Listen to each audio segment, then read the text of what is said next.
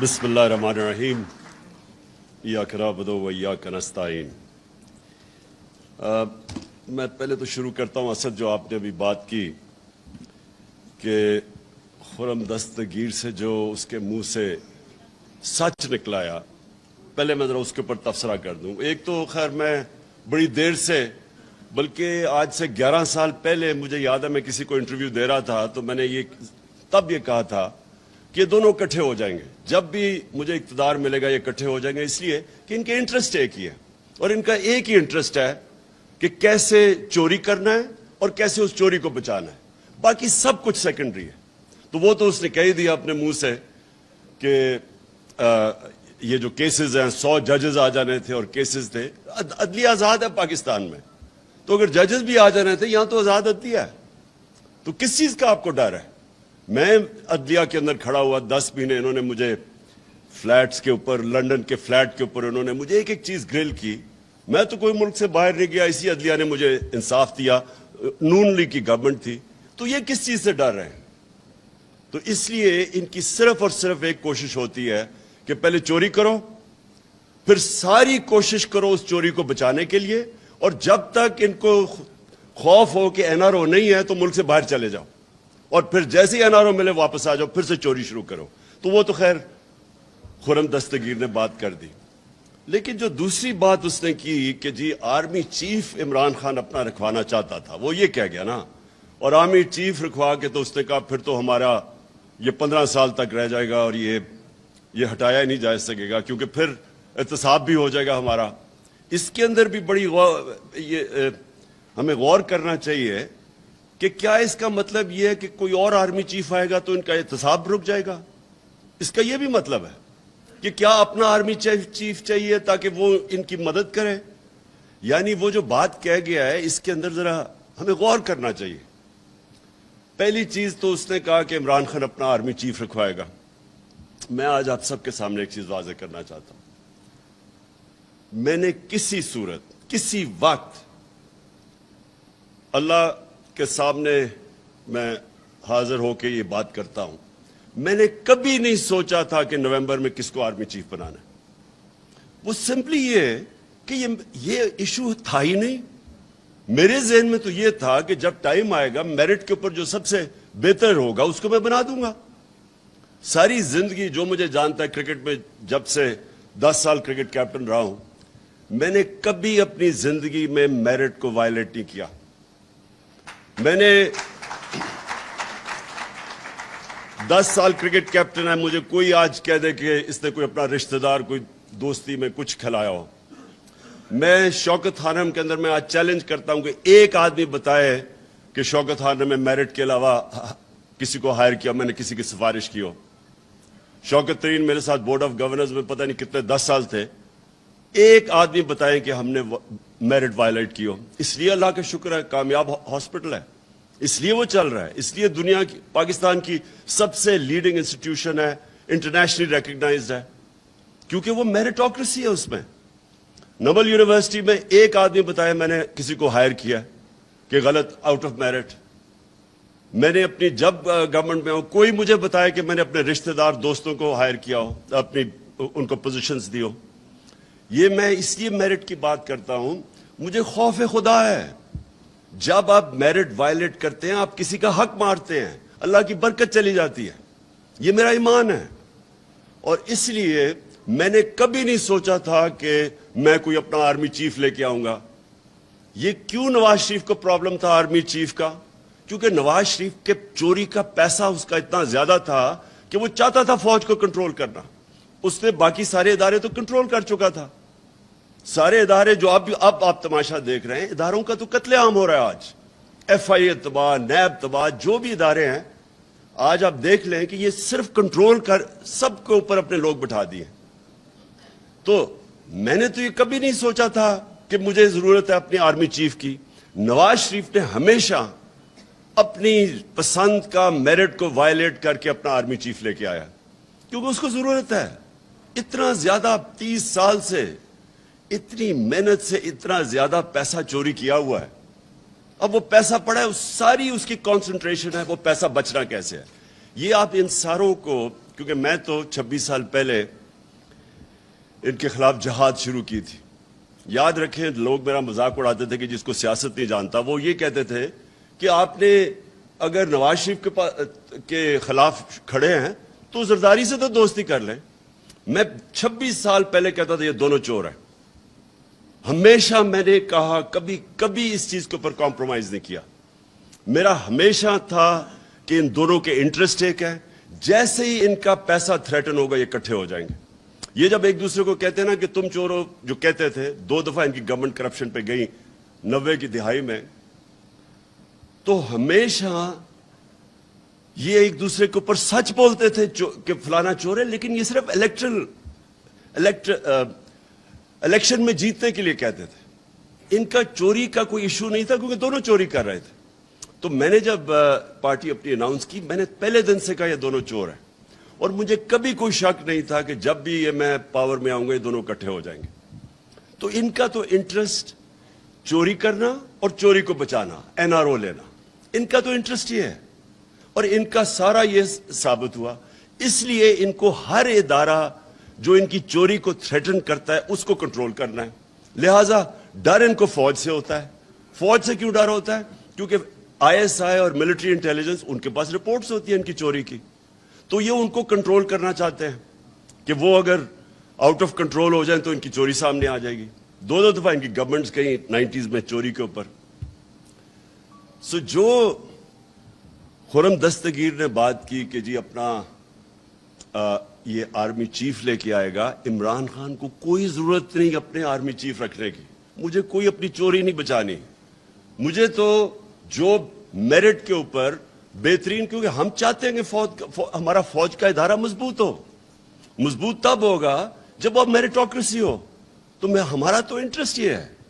تو یہ جو ان کی اپنے ذہن میں خوف آ گیا تھا کہ جناب میں وہ جنرل فیض کو لانا چاہتا ہوں, یہ ان کے خوف تھے. ان کے اوپر خوف طاری ہوا ہے, کیونکہ چوری, اتنی زیادہ چوری جب کر لیں, بلینز آف ڈالرز ان کے باہر پڑے, تو ان کو خوف ہے اس کا. اس خوف کی وجہ سے یہ پینک کر رہے تھے کہ اوہو, یہ اگر وہ نومبر کے اندر اپنا آرمی چیف رکھ لیا تو یہ ملک کو تباہ ہو جائے گا, یعنی ان کی فیوچر تباہ ہو جائے گی. لیکن میں جو مین تھی میں اب اس کے اوپر آنا چاہتا ہوں. دیکھیں, پہلے تو یہ سمجھ لیں کہ امریکہ جب رجیم چینج کرتا ہے تو کیا امریکہ رجیم چینج کرتا ہے دوسرے ملکوں کی بہتری کے لیے؟ اوپر سے تو وہ کہتے ہیں کہ ڈیموکریسی اور ڈیموکریسی, ہم دنیا میں ڈیموکریسی لانا چاہتے ہیں, فری ورلڈ, یہ تو سارا ریٹرک ہے. لیکن رجیم چینج جب بھی ہوتا ہے وہ لوگوں کو, ملکوں کو استعمال کرتے ہیں اپنے انٹرسٹ, اپنے فورن پالیسی کو آگے بڑھانے کے لیے. تو جو رجیم چینج ہوتا ہے, پہلے تو یہ کلیئر ہو جائے, وہ امریکہ اپنے انٹرسٹ کے لیے کرتا ہے, وہ ہمارے انٹرسٹ کے لیے نہیں کرتا. اب کیا ہمارے انٹرسٹ میں ہے کہ ہم بیسز دیں امریکہ کو؟ کیا یہ ہمارے انٹرسٹ میں ہے؟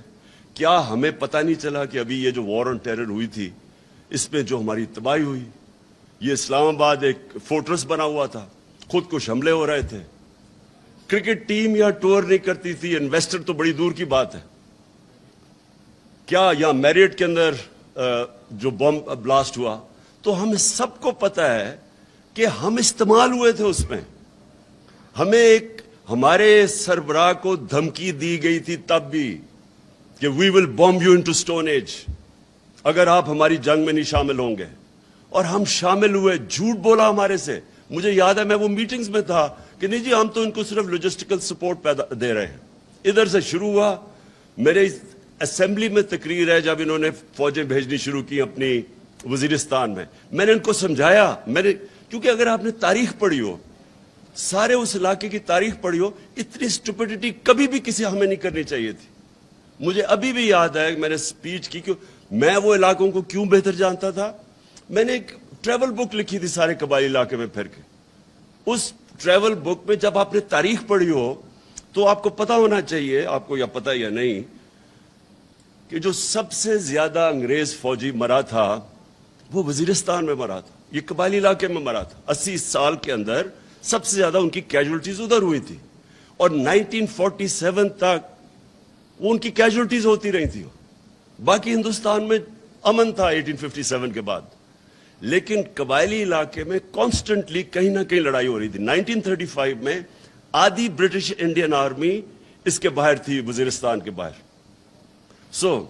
हमें जिस तरह पूरा अमन था, हमारा एक फौजी नहीं था, एक चौकी नहीं थी पुलिस की, वहां टोटल जिधर हमें ना हमारा कोई खर्चा था ना कुछ था, वो हमारी फौज थी। हमने इतना बड़ा जुल्म किया वहां फौज भिजवा के। और मुझे अभी भी याद है 2003-4 में जब फौज भिजवाई अमेरिका के प्रेशर के ऊपर। फिर मैं जरा अब आपको एक इंसिडेंट बताऊं। लोगों को तो पता नहीं था क्या हुआ वहां। लोगों को तो वही जो पैसा चला था अभी रिजीम चेंज के ऊपर हमारे पे चला, जो मुसद्दक के ऊपर चलाया गया। जब उसको पहले तो बदनाम करते हैं ना किसी को, जब रिजीम चेंज करना हो पहले मीडिया पे पैसा चलता है, तब भी मीडिया पे पैसा चल रहा था। मुझे तालिबान खान कह रहे थे कि ये जी प्रो टेररिस्ट है, ये उसके खिलाफ है, ये दहशतगर्दों के साथ है। मुझे तब याद है कि इतनी बड़ी कैंपेन चली कि जी जो भी कहे कि ये जी इस जंग में ना शिरकत करो, ये हमारी जंग नहीं है, जो भी कहे उसके पीछे पूरा मीडिया टैग आ जाए। और लोगों को पता ही नहीं था कबायली इलाके का। मैं तो जानता था। तो मुझे याद है मैं मिला जनरल औरंगजेई को। ये बड़ा इंपॉर्टेंट है आपके लिए समझना कि इस मुल्क से हुआ क्या था। जनरल औरंगजेई उस वक्त कमांडर थे सारी जो हमारी आर्मी थी कबायली इलाके में। तो वो कहते कि हमने एक अकॉर्ड साइन किया 2006 में के करीब, एक वजीरिस्तान अकॉर्ड किया। तो कहता है अमेरिकन का एक बड़ा हाई लेवल डेलीगेशन आया हमारे साथ पूछने, हमें हमारे से बातचीत करने के लिए। रेगुलर मुलाकात होती थी, हम उनके एलाय थे। वो और बात है कि हम उनके एलाय थे, वो हमारे ऊपर ही बमबारी कर रहे थे। तो वो जब बात कर रहे तो ये एक्सप्लेन कर रहे थे उनको कि हमने क्यों इनसे ये पीस अकॉर्ड किया।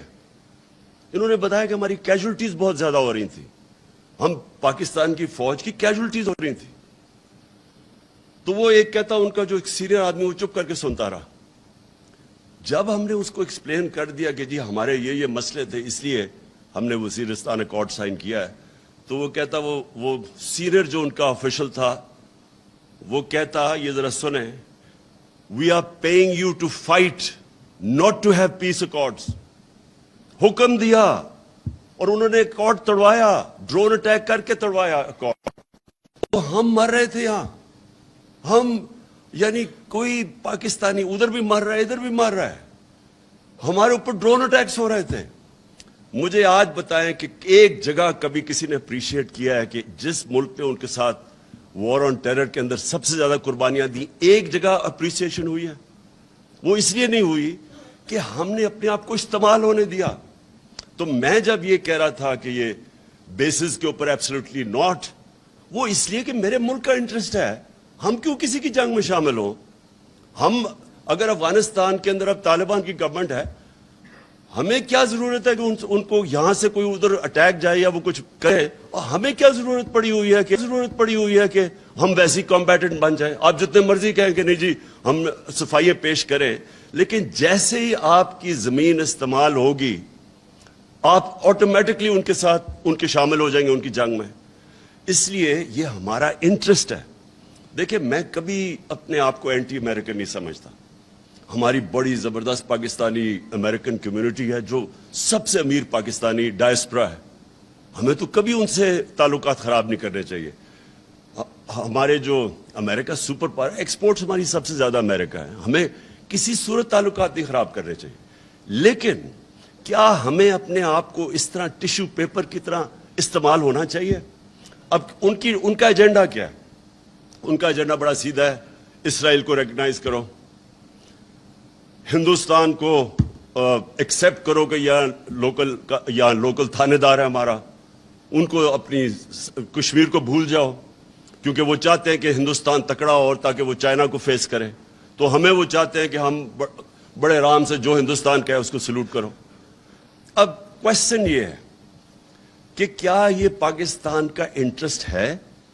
जिस वक्त आप इसराइल को रिकॉग्नाइज करते हैं, आप याद रखें कि आपका जो जितना कश्मीर का मौकफ है उसी दिन जीरो हो जाता है। जब आप उसको रिकॉग्नाइज अगर आप एक्सेप्ट कर जाते हैं कि पैलेस्टीनियन जब रिकॉग्नाइज करते हैं तो आप एक्सेप्ट कर जाते हैं कि पैलेस्टीनियन का कोई कोई राइट नहीं रहा, उसका मतलब कश्मीरियों का भी कोई राइट नहीं रहा।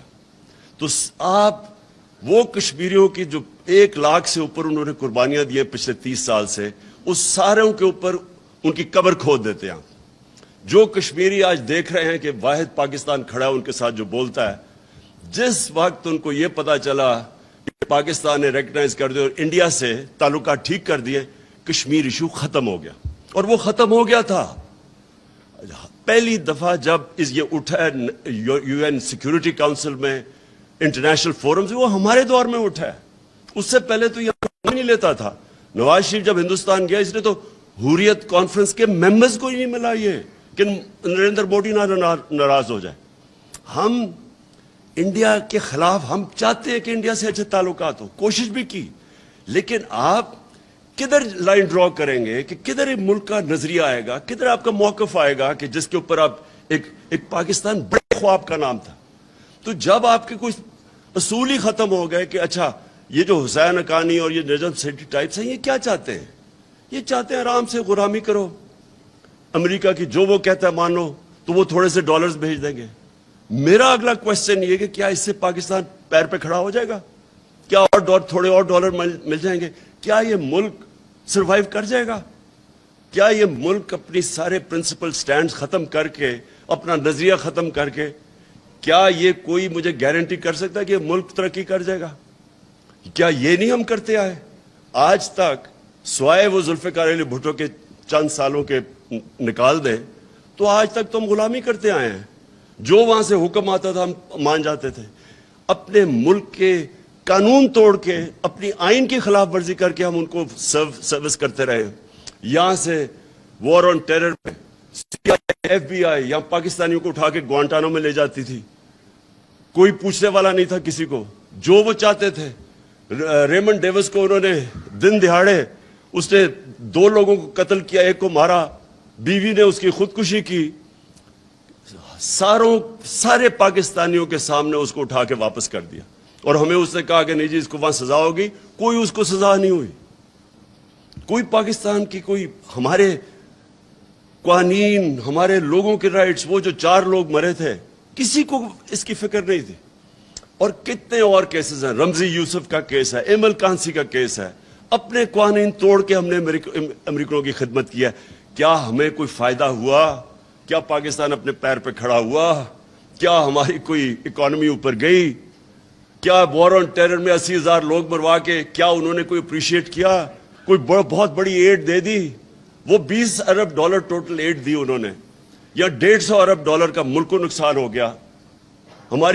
हमारी वो हाल था एक वक्त पे कि ये हेडलाइंस थी मेरे ख्याल में न्यूज वीक या टाइम्स है, the most dangerous place in the world. किसने आके इन्वेस्ट करना है मोस्ट डेंजरस प्लेस में? सारी दुनिया में हमारा नाम लगेगा सबसे बड़े दुनिया के दहशतगर्द पाकिस्तान में। तो हमें बजाय फायदा होने के नुकसान ही नुकसान होता रहा। तो इसलिए अगर हम ये कह रहे हैं कि हम अब आपकी जंग में शामिल नहीं होंगे, हम अमन में आपके साथ होंगे, तो ये एंटी अमेरिकनिज्म नहीं है, ये अपने लोगों के इंटरेस्ट प्रोटेक्ट करने के लिए। हम जब कहते हैं हम इजराइल को तब तक रिकॉग्नाइज नहीं करेंगे जब तक वो फलस्तीनियों को उनका जो हक है वो नहीं देते। ये कायदे आजम का वादा था। ये कायदे आजम ने तब 1948 में ये कहा था कि हम कश्मीरियों के साथ खड़े होंगे। हम जब हिंदुस्तान को अगर हम एक्सेप्ट कर जाते हैं कि वो जो कर रहे हैं कश्मीरियों से वो ठीक है, तो हम, आप याद रखेंगे, जो बेसिक फिलॉसफी है पाकिस्तान की, ये मुल्क एक बड़ा ख्वाब था। ये जो हिंदुस्तान के मुसलमानों ने पाकिस्तान के लिए वोट दिया था, उनको पता था कि उन्होंने यहां नहीं आना। ये एक बड़ी अजीम ख्वाब का नाम था पाकिस्तान। हम वो सारा नजरिया दफन कर रहे हैं सिर्फ इसलिए कि जी अमेरिका नाराज ना हो। देखिए, मेरा अपना ओपिनियन ये है, कभी भी कोई कौम कभी भी जूते पॉलिश करके चेरी ब्लॉसम बन के आज तक कौम प्रॉस्पर नहीं की। कौमें खड़ी होती है गैरत के ऊपर, नजरिए के ऊपर खड़ी होती है कौम। जो कौम बनती भी है वो नजरिए पे बनती है, वो जूते पॉलिश करके कोई कौम नहीं बनती। आज ये हमें ये कह रहे हैं कि अमेरिका की हर बात मान जाओ, नहीं तो आप जो डोनाल्ड लू ने कहा है उससे यानी तकब्बर उस आदमी का देखें, उसकी जुर्रत कैसे बढ़ गई है कहने की। मैंने तो जब वो साइफर देखा मैंने 10 दफा पढ़ा कि ये वाकई कोई इतना बेहुदा आदमी है जो ऐसी स्टेटमेंट दे सकता है। मैंने तो CNN में कहा, CNN के इंटरव्यू में मैंने कहा इसको तो सजा बैड मैनर्स पे देनी चाहिए कि इसमें मैनर्स ही नहीं है इस आदमी में। तो यानी कौन सा एक खुददार कौम कौन एक्सेप्ट कर सकती है। और हम क्या सुन रहे हैं जी, वो ऐसे तो मुरासले आते रहते हैं, पता नहीं किसको आते रहते हैं। मैंने तो पहली दफा ऐसा मुरासला देखा था और यकीन करें आखिरी दफा होगा, क्योंकि किसी की जरूरत नहीं होगी आगे से इस तरह का मुरासला भेजने के लिए पाकिस्तान को।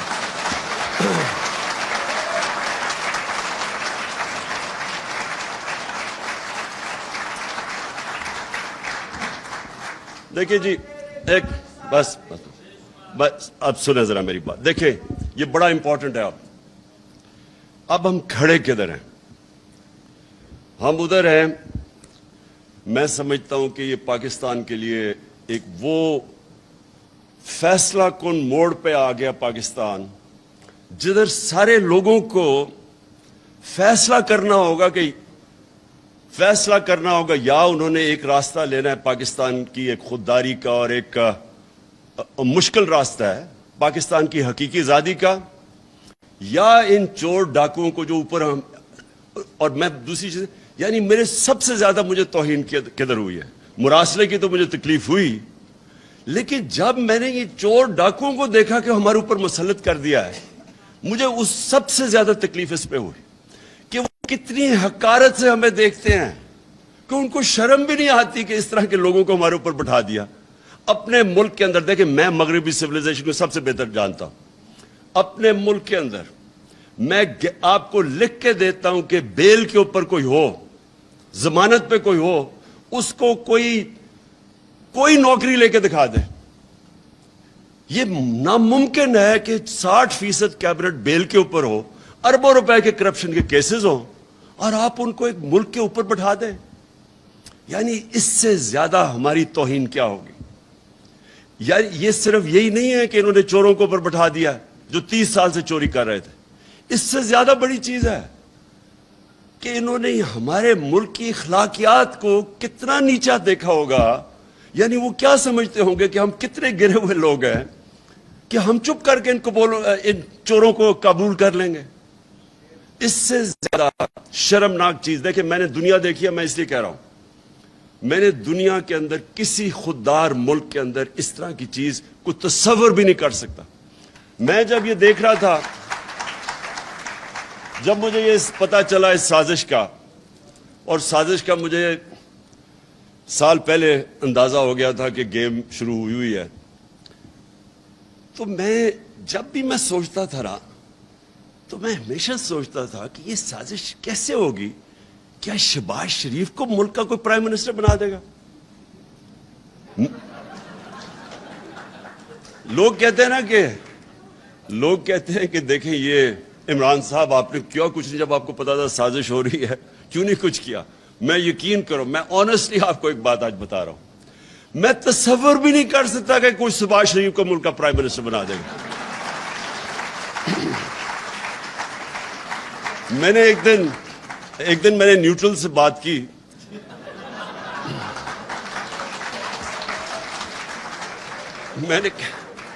मैंने कहा इसके ऊपर 16 अरब रुपए के FIA का केस है, 8 अरब रुपए का नैब में केस है इसके और इसके बेटों के ऊपर, और इतने ओपन एंड शट केस किसी के नहीं है, किसी के ऐसे केस नहीं है। आप हैरान हो जाएंगे कि इतना ब्लैक एंड व्हाइट। यानी नवाज शरीफ का तो चले फिर भी उसने अपने नाम पे कुछ नहीं किया, बेटी के नाम पे फ्लैट्स लिए, इसका तो डायरेक्टली ये और इसके बेटे इंप्लीकेटेड है इसमें। और किसी और मुल्क में 1 साल पहले इन तीनों ने जेल में होना था। यहां मैं सोचा, मैंने कहा ये कोई सोच सकता है कि 16 अरब के केसेस वो और 8 अरब के नैब में, और ऐसे केसेस, यानी इतना, वो कहते हैं ना नकल में भी अकल चाहिए, इतने भोंडे तरीके से इन्होंने चोरी की है कि उसमें बच कोई नहीं सकता। अगर कोई आम आदमी होता ना, आप यकीन करें, वो 2 हफ्ते में यहां इस मुल्क में जेल में डाल देना था उसको।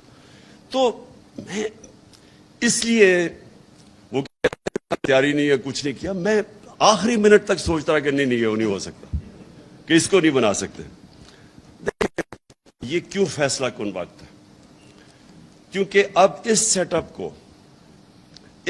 اپ کو ملک کے اوپر مسلط کرنے کے لیے سارا ملک کے اداروں کو تباہ کرنا پڑے گا. اگر یہ جو سیٹ اپ ہے اس کو لوگوں کو ہضم کروانے کے لیے جو قدم اٹھائے جا رہے ہیں, یہ اصل میں پاکستان کی ڈسٹرکشن ہے. کیسے؟ نمبر 1, پارلیمنٹ تو ہوگی تباہ. یہ اگر راجہ ریاض پارلیمنٹ کے اندر اپوزیشن لیڈر ہے, آپ سمجھ جائیں کہ اس پارلیمنٹ کی کیا اہمیت رہ گئی. ابھی یہ بجٹ پاس ہو رہا ہے نا, وہ راجہ ریاض اگر اس کو اپوز کرے, آپ سمجھ جائیں کہ پارلیمنٹ کی تو ختم ہو گئی.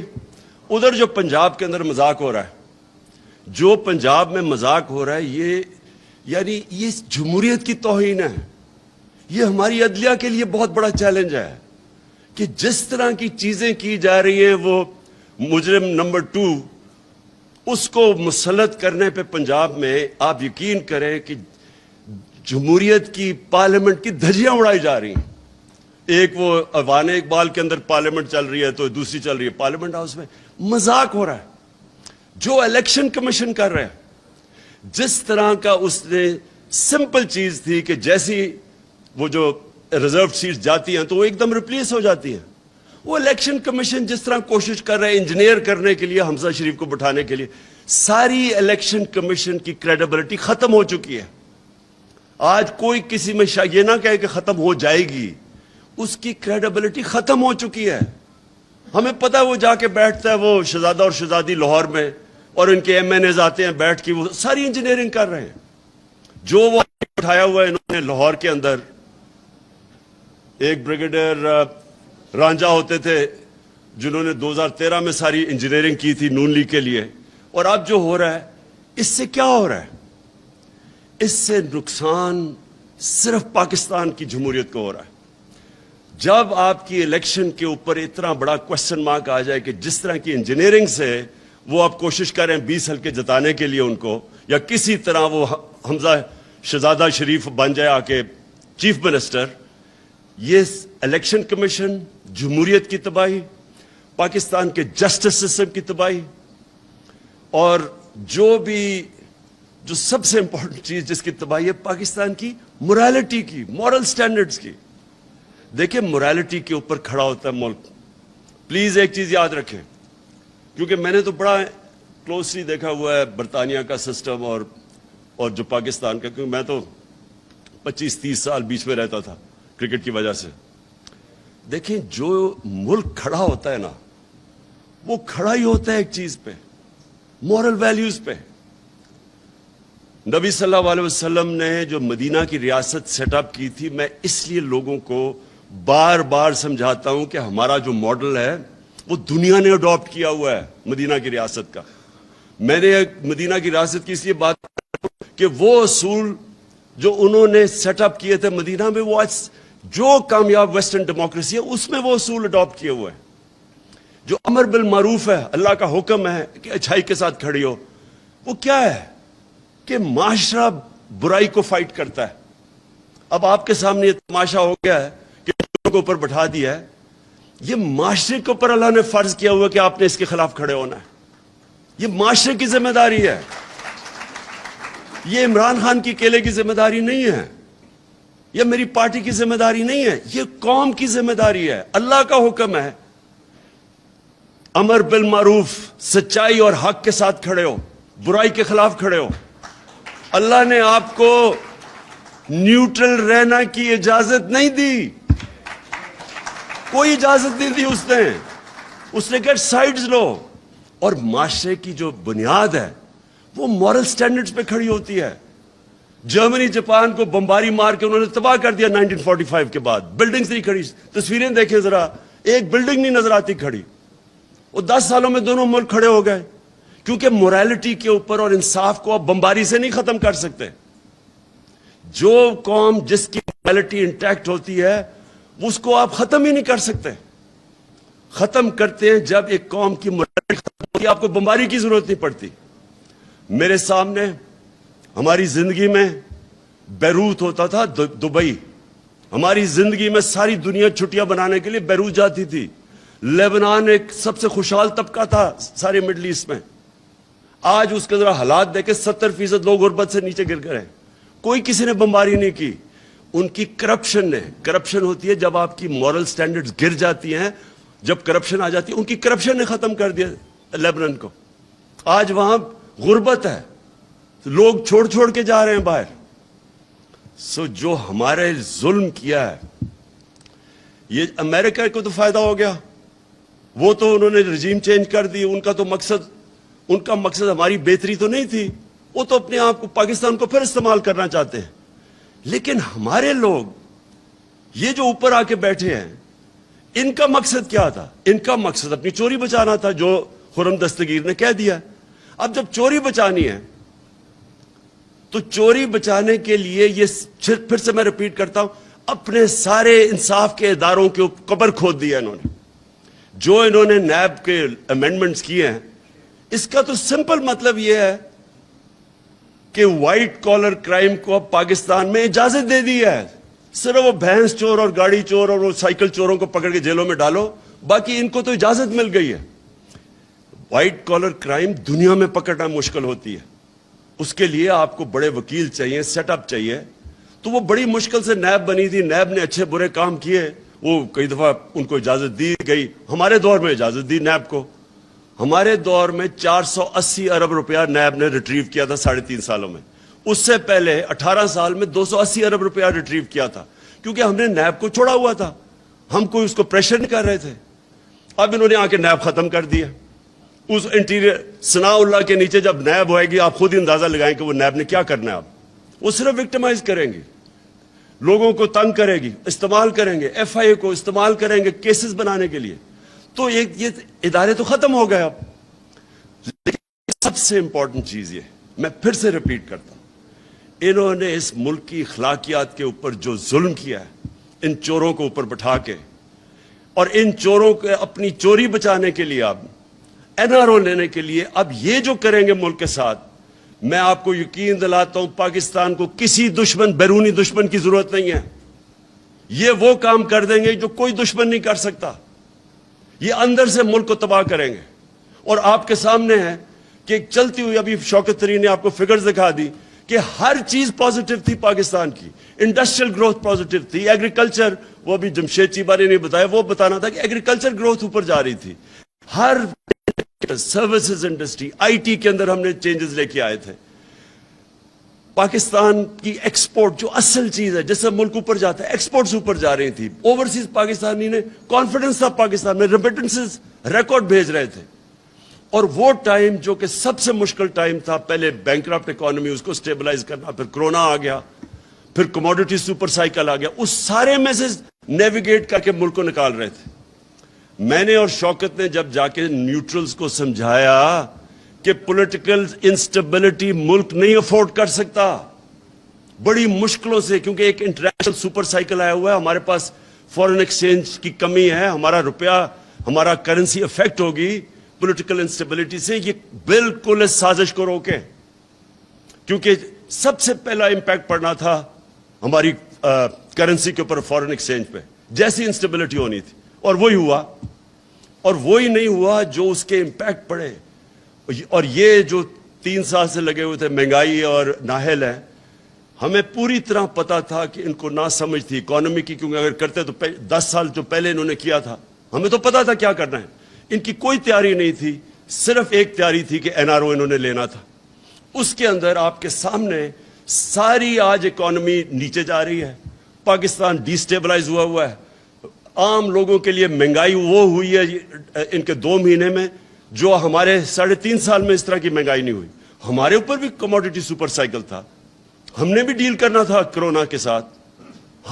ہم بھی آئی ایم ایف پروگرام میں تھے, تو ہم تو 2.5 سال سے آئی ایم ایف پروگرام میں, ہم نے کیوں نہیں ایسی مہنگائی کی.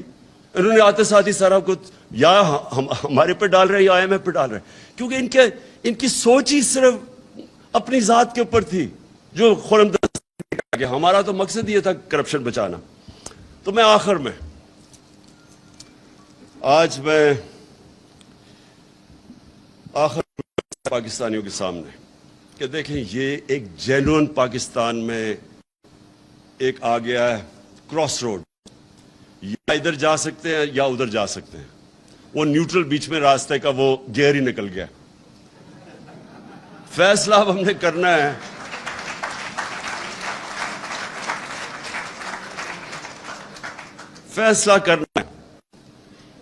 کہ اب اس ملک کو یہ جس طرف لے کے جا رہے ہیں اس سے بچانا کیسے ہے۔ یہ جو اگر ان کا کسی کا خیال ہے، میں ریپیٹ کرتا ہوں کہ ہم جناب امریکہ کے پیر پکڑیں گے، وہ ایمبیسڈر کے پاس بھی پہنچ گیا ہوگا، وہ مجھے پتا ہے مفتاح اسماعیل، میں امیجن کر رہا ہوں کہ وہاں جا کے ایسے ہاتھ جوڑ کے بیٹھ گیا ہوگا کہ جی میں آپ کے جوتے پالش کر دوں، اگر آپ نہیں کرتے تو میں شہباز کو بلا لیتا ہوں، وہ اور زیادہ اچھے کرتا ہے جوتے پالش۔ اس سے کوئی فرق نہیں پڑنے لگا۔ امریکن مائنڈ کو سمجھے، ان کی بڑی سمپل فلسفی ہے، دیر از نو فری لنچ۔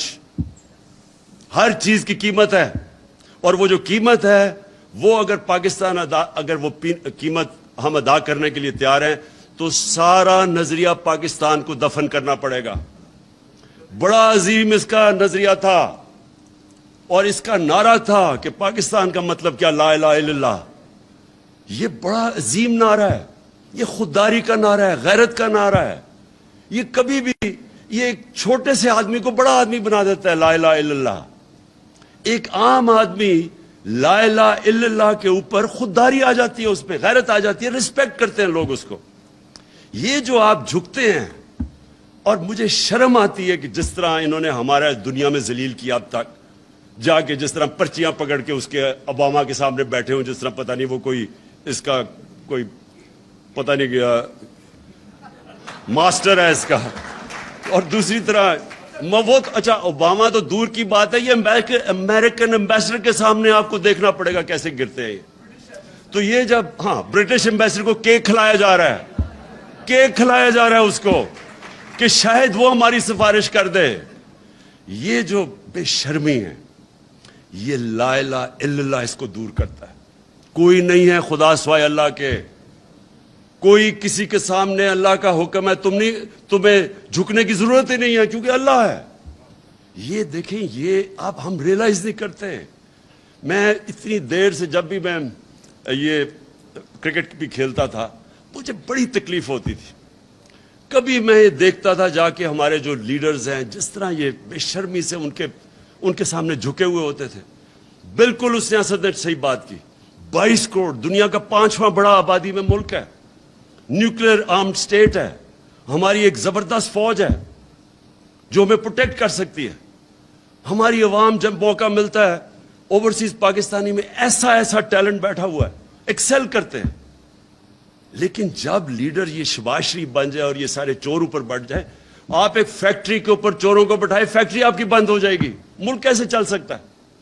اس لیے قوم کو اپنے بیسکس کے پر جانا پڑے گا، ہمیں اس کو فائٹ کرنا پڑے گا۔